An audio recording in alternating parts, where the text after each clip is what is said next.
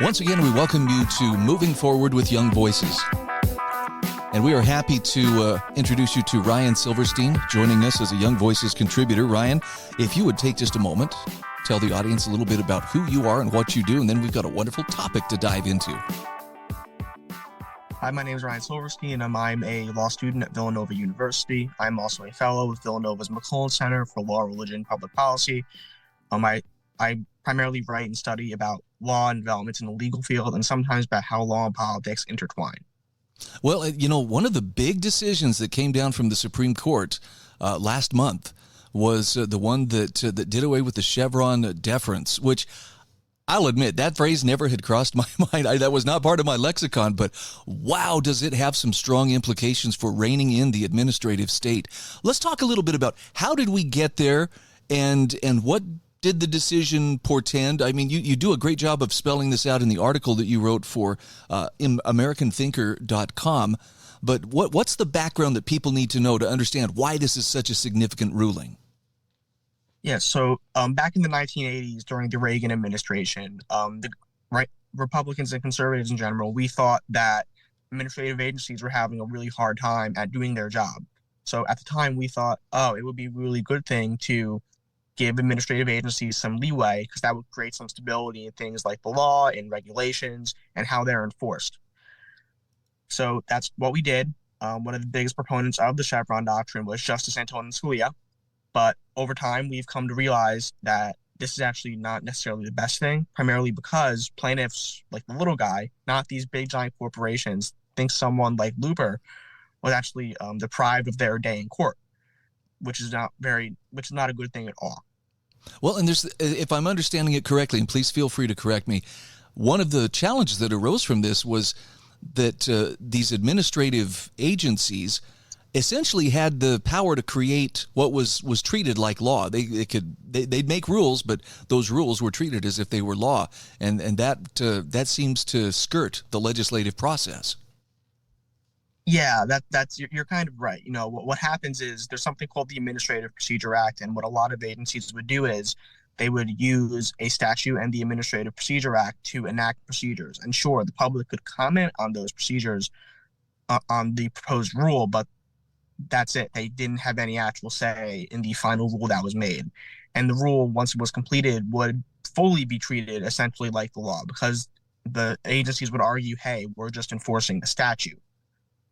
Okay, so talk to me about where does it go from here? This doesn't automatically make every regulatory agency, for instance, in the federal government grind to a halt, but what are they going to have to do different from this point forward, or what doors does it open in terms of recourse for people who feel like they're being denied due process in how these rules are administered?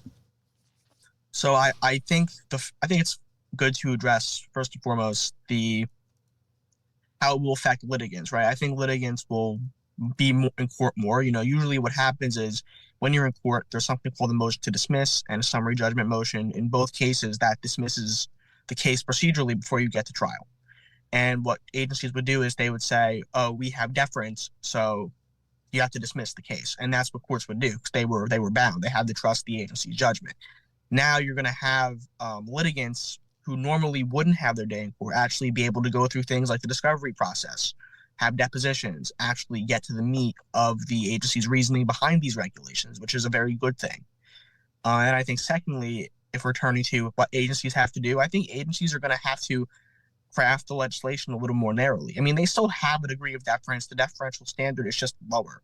So they're going to have to craft some legislation more closely to the statutes themselves and Congress's intent. And I think Congress is also going to have to step up a little bit and actually start crafting somewhat more specific legislation. So instead of just leaving it to the best judgment of those who are running those agencies, if there are laws that need to be brought into play, Congress needs to do its part rather than kick the can over to them. Here, you take care of it. We're busy.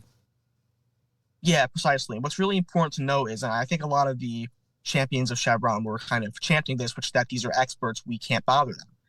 While these experts are great at making policy, they're not really good at legal interpretation or interpreting statutes. That's not their job. Their job is to craft policy that serves the public, not to ensure they're complying with Congress.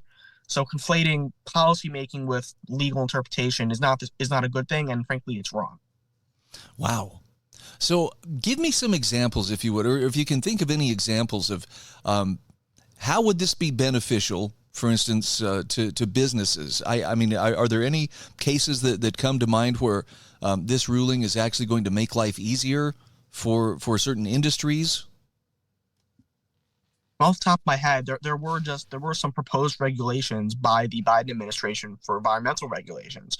And I think those regulations are going to have a harder time now withstanding industry scrutiny, because now they're going to have to go to court, and industry and businesses are going to have to, have their day in court and say, hey, you can't just impose these regulations on us. You have to justify them.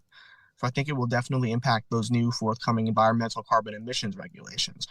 I also think it will probably impact banking regulations. I think, again, organizations like the SEC, they spend a lot of time promulgating these regulations on banks, telling them what disclosures they have to make, for example, in public disclosures. Now, for example, if Morgan Lewis or Goldman Sachs, they think, oh, I shouldn't have to disclose this, they might be able to go to the courts and say the SEC can't require me to disclose this. Interesting. Is it going to leave the citizenry vulnerable? Because it seems like that was one of the justifications for why we needed it. Hey, look, this is about protecting the people, and we need these regulations, and let's not make it harder for regulators to do their job, which I think the default job that they're doing is, protecting us. But do they sometimes maybe lose sight of what that job is and creep into areas where they shouldn't? Yeah, I think regulators definitely do, because again, these are regulators. Their job is to craft policy. Their job isn't to, enforce Congress's intent, right? They're not experts in statutory interpretation. They're experts in whatever field they're experts in. So the SEC is experts in enforcing federal securities and exchange law. They're not experts in interpreting Congress's intent. Or the IRS, they're great at collecting taxes. They're not necessarily great at interpreting the statutory intent of Congress, right? So I think that's also a little hyperbole, because again, there is still some deference. It's just not high. Under Chevron, the government won 77% of the time, which is kind of dangerous, as opposed to this new lower standard from Skidmore, which still exists. It just requires courts grant respect to agencies.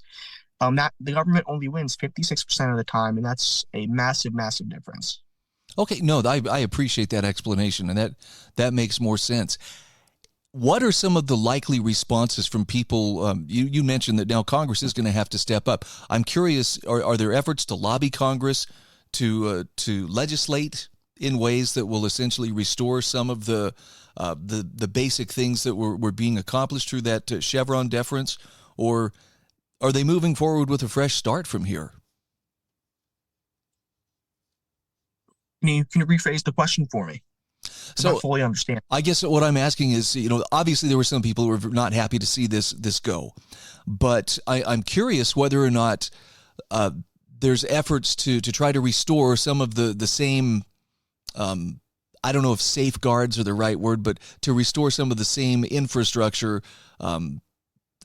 as far as institutionally that existed under the Chevron deference. Will we see a pushback to try to correct that through Congress?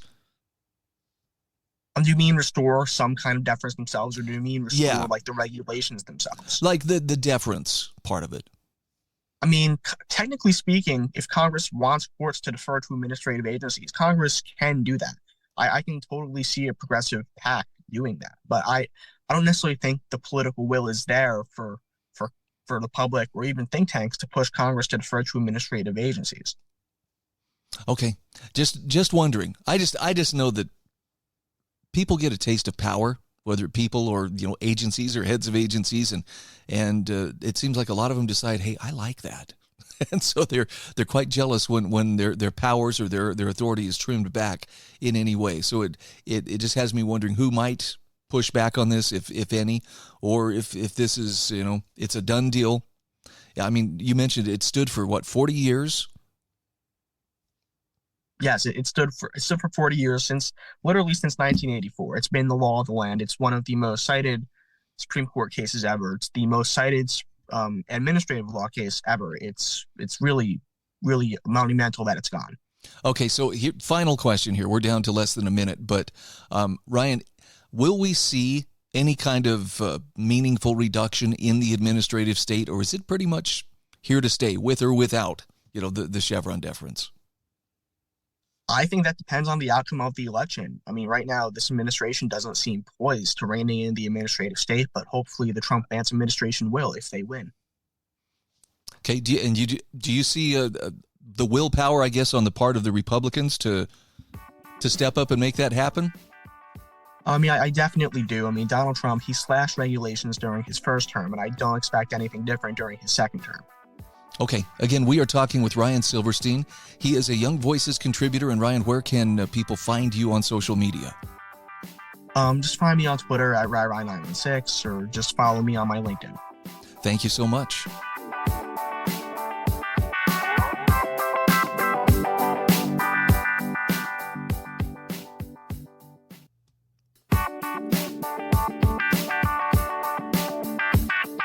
Welcome back to Moving Forward with Young Voices. We are happy to welcome Peter Biles to the show.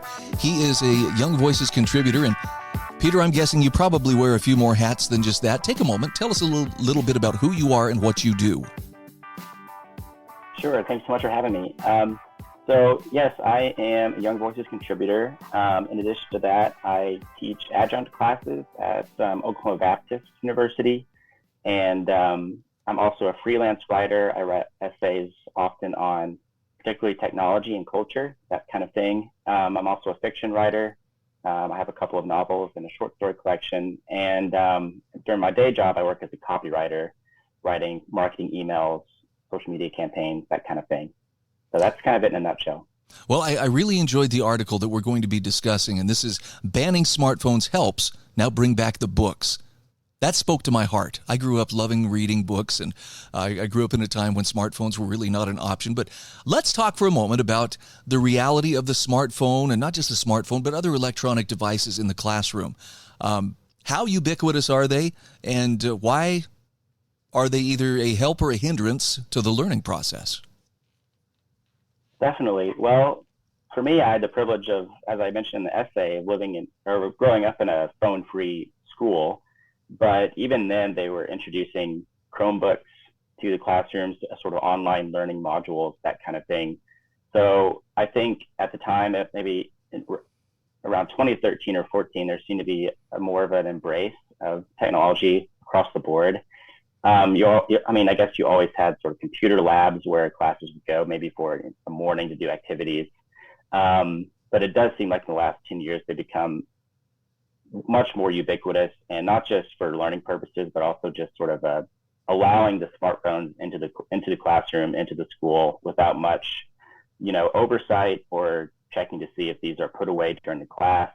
And so as far as consequences, there's a lot of stats on this detailed by people like Jonathan Haidt, the social psychologist, just came out with a book called The Anxious Generation, saying that too much smartphone use, especially among kids, is related to cognitive difficulties in retaining attention, even difficulties in maintaining interest in subjects or activities that maybe kids would be more naturally drawn to if they didn't have this constant sort of distraction. No, that makes sense. In fact, it's really interesting. Just a couple of weekends ago, I went back and did a tour of my high school. It was our 40-year reunion. And one of the things that I noticed that was not a part of my experience, there were signs everywhere reminding the students, put your phones away. No phones are allowed in this classroom. No phones here, no phones there. And I was like, yeah, that was really a different time. Now, I would agree with you as a parent of kids who grew up with smartphones. I think that there really is something to be said for how it can be a distraction. But talk to me about books, because this is something that really spoke to me. What's the advantage of bringing back books? We live in the digital age, the information age. So tell me how books are still relevant. That is a great question, because I think, books are often, there are different kind of books, of course, used for different purposes. In the essay, I was kind of trying to advocate for sort of reading for pleasure again, and sort of advocating for that again in the classroom. But I think there's a study I cited in the essay that shows that reading for pleasure, reading novels or stories for young adults, or just across the board, reading can amplify cognitive activity. It can ignite curiosity. It can also, increase feelings of empathy because you're sort of implicating yourself with a character in a story. But there is evidence that it not only is an enjoyable activity if you learn to pay attention to it for long enough, but that it also opens up your levels of receptivity to other subjects. So reading for pleasure is also correlated with being more open and interested to other subjects in school, like mathematics or science. So there's just evidence to show that it just helps kids tremendously to learn, to cultivate that love of reading. As an end in itself, just as a sort of a joy and a pleasure that we've kind of lost in the modern digital world that we live in. But beyond that, I think it can really enhance kids' curiosity just of the world in general. Every so often I see a meme of a guy who looks very dejected in his car, and he's like, this is me driving to work, and I'm upset that the world hasn't collapsed, and I still have to go to work. And I have a variant of that for myself, and mine is sometimes I wish that things would grind to a halt so I had time to just read as much as I would like. And that's because I grew up loving books. And I'm wondering maybe you're a bibliophile yourself and can kind of relate to that. Definitely. I definitely can. But it's interesting because I was fortunate to grow up in a school that, kind of championed reading, and also in a family that read a lot. But even for me, I'm kind of an older part of what they call Generation Z. So I was introduced to smartphone around 16, which for most is quite later than what they're getting exposed to today. But even for me, I've really struggled to kind of regain, as I spent more time on my phone and on screens, to regain that original love for reading books. So I feel for the younger generation that, it doesn't even have that chance to begin with to cultivate that love for reading. And Peter, I want to relate this to your writing as well, because I've become convinced over the years that you don't really learn something until you, for instance, have sat and written about it, because you have to research and you have to get your mind around it. If you can do that in a way well enough that you can explain it through writing, you can really master a subject. Talk to me about how reading goes hand in hand with improving one's abilities as a writer. That's a fantastic question. I think, for one thing, reading helps you become acquainted with really good types of writing, and it also helps you see all types of writing, whether it be a novel or an essay or short story. You can kind of see it as an ongoing conversation in which you're sort of invited to partake in. So I think seeing writing as a way to respond and to use books as a jumping off point, as an influence. But I think reading is absolutely essential for becoming a competent and a good writer, I think. So I think reading is sort of the bedrock for becoming a good writer and being aware of what's out there. Let me ask you this, because this is the one thing that I encounter some pushback on from people, and that is, but some of those books are just not that easy to read. And, I'll just take, for instance, the great books of Western civilization. Somebody who picks up Plato for the first time and starts to read that, I totally understand if they just put it down and walk away, making sure nobody saw them trying to read it. Some books are hard to read. Why is it worth reading things that are above our heads?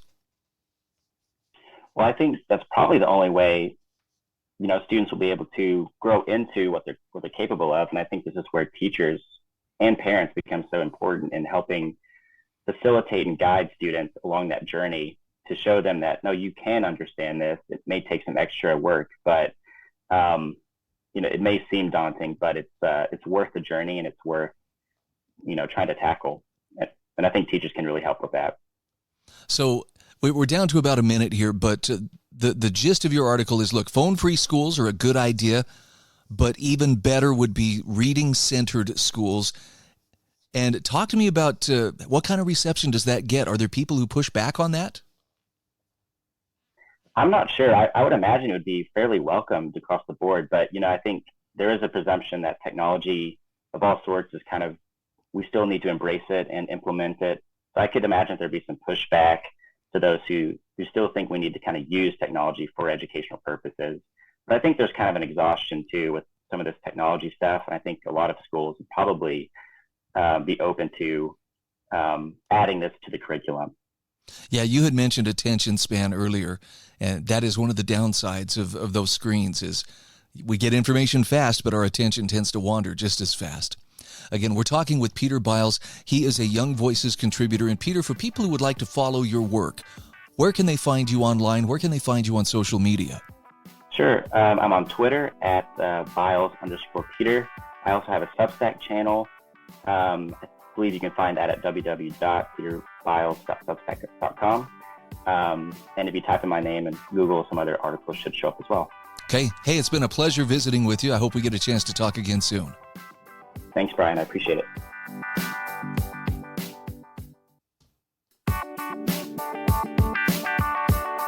And we are back. This is our third segment today on Moving Forward with Young Voices.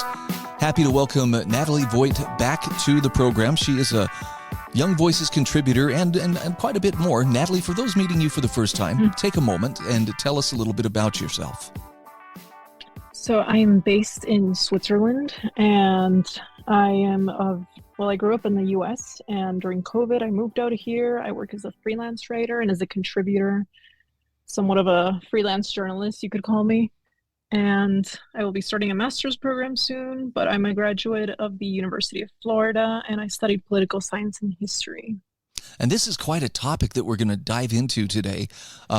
AI, specifically, federal leaders must embrace AI or risk falling behind.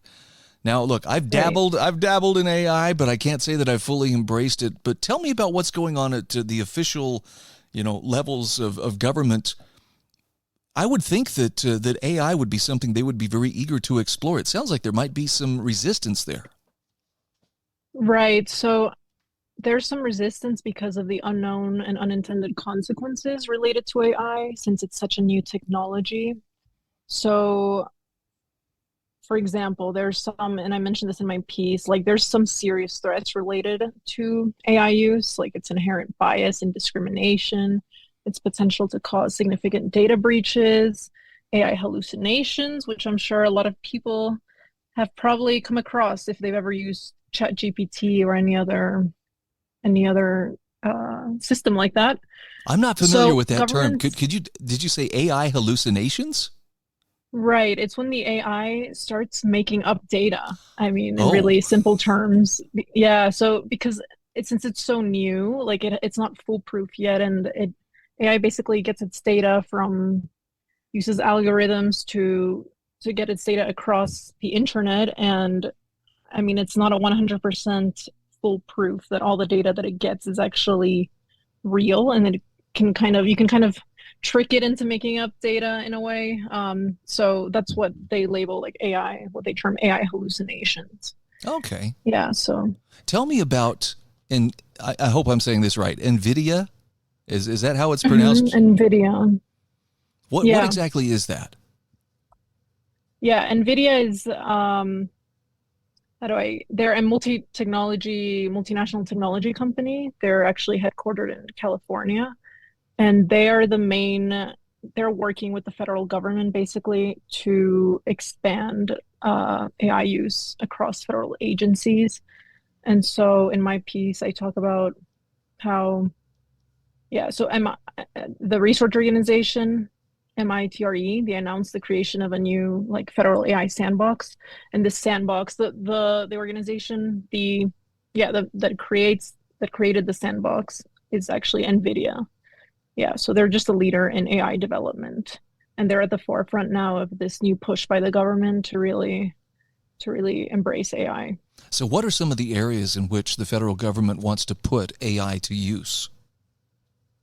Yeah, so one of the main areas is healthcare, definitely national security. That's a big one. And transportation. Pete Buttigieg. I'm not sure if I'm saying his name right. That sounds right. Buttigieg. Yeah, I think a lot of people have trouble pronouncing his name. But those are just some of the areas. Okay. It's, I don't want to sound like I distrust the federal government, but the idea that, well, if there are some glitches in AI, that's the last place I'd really want it to have glitches is if it's doing work for the federal government. However, I have to concede, it's a remarkable tool, and I think you point out in your article, whatever one thinks of it, AI is poised to change our world and is changing our world even as we speak. Talk to me about some of the concerns that people have about AI displacing human workers. Are those concerns well-founded? So, well, yeah, worries that AI will significantly disrupt the labor market are not new. And I mean, here's some examples of just a few technologies that were once criticized for their potential to displace human workers. We have the steam engine, the telegraph, the assembly line, the tractor. I mean, early computing. I mentioned this one in my piece. VisiCalc, which is the precursor to Excel. This was also a favorite target of people that freaked out about AI, about new technologies disrupting the labor market. Then you have automated teller machines, which are actually ATMs, personal computers. So I could go on and on about all the technologies that people have actually criticized for their potential to displace human workers. And actually what happened with all of these technologies is that we just learned to adapt them and integrate them into the current labor market. So my view is that these are actually not well-founded. I mean, the threat of AI leading to massive job losses is overblown in my view, even though I will say, of course, it will lead to some job losses because like any new technology, it will shift the landscape. But I think what's more important here is that we should focus on the more unintended consequences of AI use. Like, I mean, I mentioned before the hallucinations, the potential for AI to be used in malicious ways, like in cyber attacks. And then there's the more existential threat of a rogue AI. Okay. So, I mean, I would push back against those critics that say AI will lead to, will completely automate and lead to massive job losses, because we haven't seen that in the past with these new technologies. And in interest of being fair to AI and giving it a fair shake, talk to me about some of the ways that AI has found its way into our lives that have improved it, but we may not notice, because it's kind of like, when you go to an ATM, you don't think, once upon a time there was a bank teller that would have been handing me my cash, but that poor bank teller is probably out, begging for coins somewhere. No, they're not. They're just working another job. But what are some other ways that AI has come into play that we take for granted, but it still makes our lives better? Yeah, so definitely like virtual chatbots, voice assistants, and a big one that you just take for granted is self-checkout. I mean, that's like basically AI, like just replacing. I mean, it has replaced cashiers to an extent, but you cannot fully replace them. Then there's obviously ChatGPT. It's a big one. Personal assistants like Amazon's Alexa, Google Assistant, Siri. But it seems like the big one really that people are kind of responding to right now is ChatGPT. But I mean, it's not that new, so to speak. And as you name those things, I'm sitting there thinking, wow, I use that all the time. I mean, I'm cooking dinner, and what do I say? Alexa, set a timer for this time. I don't even think about it anymore. So, yeah, it's right. I had the misfortune of watching The Terminator back in 1984, and really was like, oh boy, one day the machines are going to come and get us. But I'm not convinced that it was all gloom and doom. I see some downsides, especially with bad information. But talk to me about getting the federal government to lean into and embrace AI. Who are the major people pushing back against that within those government circles? Right. So, well, I think first and foremost, in order to address the risks, the real risks associated with AI, that there needs to be a national AI strategy and there should be a comprehensive policy framework to ensure AI is used ethically and transparently. And there will need to be a lot of AI education and training. But a lot of people pushing back are just everyday people worried that their jobs will go obsolete. I mean, even journalists, I can say, I was a bit worried, honestly, when ChatGPT came, and I thought my job would go obsolete. But I mean, back then, and I mentioned this in my piece, it's like the clerking sector and accountants, they thought their jobs would go obsolete when VisiCalc was first introduced. But what it actually did is that we learned to integrate it, and then we free up the labor by using this technology. We actually have the capability to free up human labor for more important and pressing tasks. Yeah, so I would, yeah, that's what I would say. Okay. Sorry. And on that note, here we are up against the clock. So let me again remind everyone, we're talking with Nathalie Voit. Nathalie, where can people follow you? Where can they find your work? Yeah, you can follow me at X. My handle is Nathalie Voit, and I am regularly writing. So literally, if you just type my name on the internet, you will find me. But yeah, Thank you so much. So thanks for having me, Brian.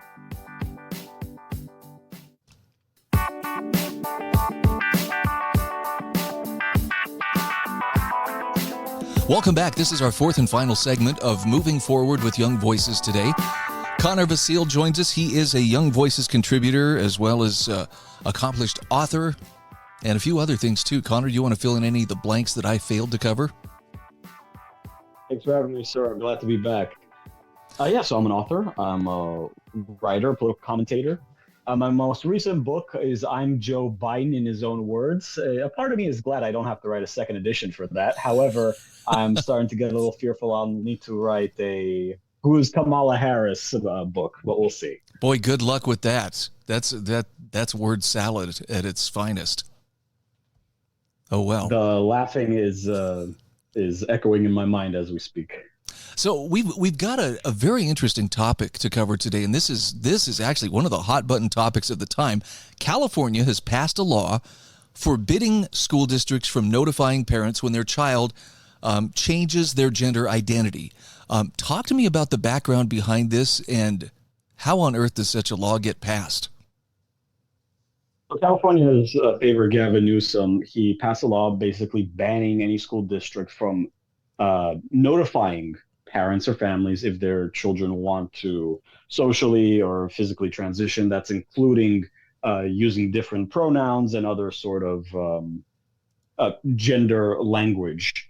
Now, California Democrats are saying that this is all for the safety of the student. This is to prevent discrimination, especially coming from what they would like to call unsafe households that may not support or accept these children. Wow. However, you have that, yeah. But at the same time, you have a variety of these parents and also Chino Valley United. They are suing, stating that this is basically in violation of parental rights and family rights. Parents have the right in their argument to know what is happening to their children in school and what is transgressing in their personal lives. Now, the state is coming back saying this is a, quote, deeply unserious lawsuit, and no way does this new law harm the parent-child relationship. So let's talk a little bit about the consequences of this. Now, I know this only because I wrote an article on it last week. Elon Musk is not very happy about it. SpaceX as well as X are now moving their headquarters from California to Texas because of this law, or at least according to Musk. Definitely, yes. So Elon Musk, yes, he came out recently and he said how basically he was tricked into signing these orders. Basically, one of his children is now transitioning, taking puberty blocker medicines, basically sterilizing this child. And this is just outright evil. I mean, anyone who's tricking parents into basically providing this sort of treatment or having sex change surgeries for their children and threatening them with, oh, would you want an alive daughter or a dead son, or etc. All these very just horrible in-your-face tactics, basically threatening these parents into getting their way. And at the end of the day, this is just coercion, this is bullying, and just downright evil for a state or these state agencies to be even partaking in. It's shocking to me that California is so bold as to assert that, no, really the state has primacy here over parental authority. I mean, that's crossing a line that I don't remember being crossed like that, in the nation's history. Well, of course, but power corrupts absolutely. And when you have a government, what's the natural progression for government, as we've seen through the ages? Just acquiescing more power over time. And in case of California, even though they, stand up for the little guy that disenfranchised the victims, at the end of the day, how are they going to do that? With state intervention, and they will stop at nothing until they are able to control every little aspect of your life, including your children.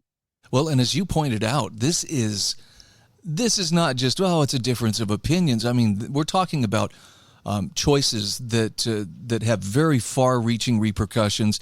And I can't remember what the statistical amount was, but it seems like somewhere north of 60% of young people who actually do make that full transition still are at extreme risk of suicide. And in fact, many of them do end up committing suicide. Of course, it's pseudoscience at its best. We have all these people who are just throwing out these fake numbers or these so-called statistics or studies showing, they're much better at the end of the day. They go through the transition, they're socially accepted. We have a less chance of them committing suicide or harming or being harmed in the process, but that's just not the case. After decades of studies, we find that the opposite is quite true. However, they keep pushing this. There are a bunch of theories, whether that's degrowth, depopulation, subjugating a population through drugs, etc. All of these are basically stemming from a very serious issue of the state basically medicating your children and determining what they need as opposed to you, the parent. Well, and behind that, if I'm understanding correctly, is the threat that if parents don't basically cede that authority to the state can step in and remove their children. I think the phrase you used was they look at it as an unsafe environment.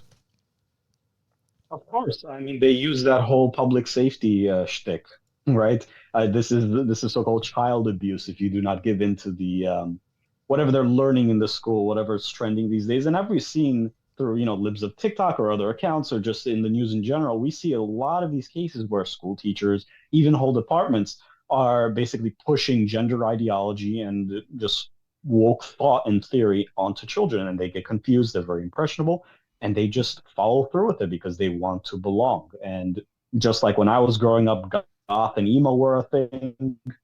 Now it's this. Unfortunately, here we have children taking drastic measures, medically speaking, in order to fit in. And by drastic, I mean we're talking irreversible kinds of measures. You skip puberty via puberty blockers.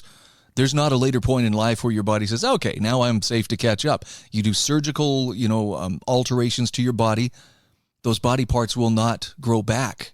And, you have people like Chloe Cole out there who, she was talked into and through that process by doctors who told her parents, you want your child dead, then you need to support her through this transition. And she eventually realized it was all just a big lie. Exactly. And even the ones who do decide to remain after the sex change operation, they have very many difficulties in their new bodies. I mean, naturally, those bodies aren't, they haven't come about naturally through the progression of life, right? So these alterated plastic surgery-based bodies, if you could call them that, have created some serious medical complications for these people, which I would argue is just downright medical malpractice at that point. There is a really perverse profit motive that comes along with this kind of so-called gender-affirming care. And yes. I'm not trying to throw every doctor under the bus by saying this, but when you consider how many follow-ups and how long they're going to be in a program of treatment, it's a huge money-making venture for those medical facilities that decide to promote and do those kinds of procedures. Of course, there's always a profit motive, and they want lifelong patients. And it wouldn't surprise me, actually, if after this law is being, battled out in court, if some news comes out saying how certain companies or, medical practitioners benefited from this. But we'll see. So we got about a minute left here, but I have to ask, are there any lawsuits pending at this time? Is this likely to find itself in front of the Supreme Court at some point? Yes. So there is currently a lawsuit ongoing with regarding this new law. You have the Chino Valley United School District and a variety of different parents suing the state, stating that this is in violation of their rights as parents and as American citizens. And this is actually very detrimental to the relationship with their children. At the same time, the state is coming back saying this is preposterous.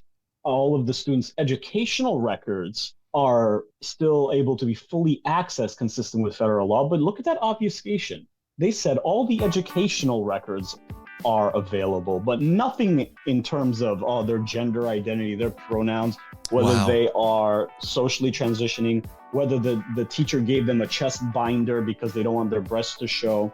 That doesn't show up at all. Okay, unfortunately, we're against the clock here and we have to wrap it up. Connor Vasile is my guest. How can people follow you on social media? Hey, thank you. I'm on Twitter at Connor_Vasile, V as in Victor, ASILE. Thank you.